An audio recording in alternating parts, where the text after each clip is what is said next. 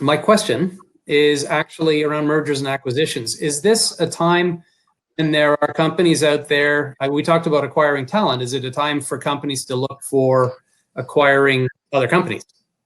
And that's I don't know who that's a question for. I think you guys are all played roles in this kind of world, but I throw it out there.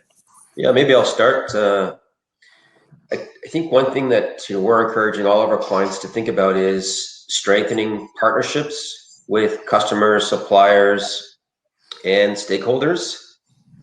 Because when times are challenging, it's those partnerships that are ultimately will, in working more closely with those partnerships, where you'll be able to come together and weather the storm. And I think what will inevitably happen as you engage in that dialogue, you're going to find opportunities to potentially come together, where you're helping someone who's maybe not as financially strong, but they're important to your success. And so, initially that might not look like an M&A transaction. It might look like just strengthening that partnership relationship. But what we might find as an outcome of this, situation is that we'll see more M&A activity come out of it.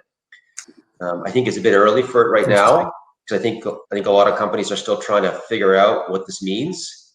There may be some that are opportunistic and are in it well positioned to take advantage of some of the challenges in the marketplace, so they may act more quickly. But I think what we're telling people is strengthen these partnerships.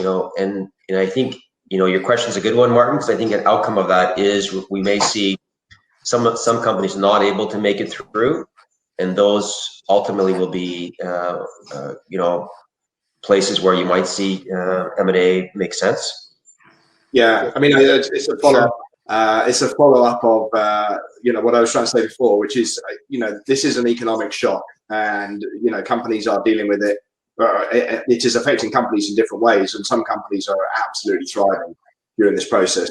One of my biggest clients is a delivery company in town, and many of you will know who that is, and it's absolutely going through the roof in March.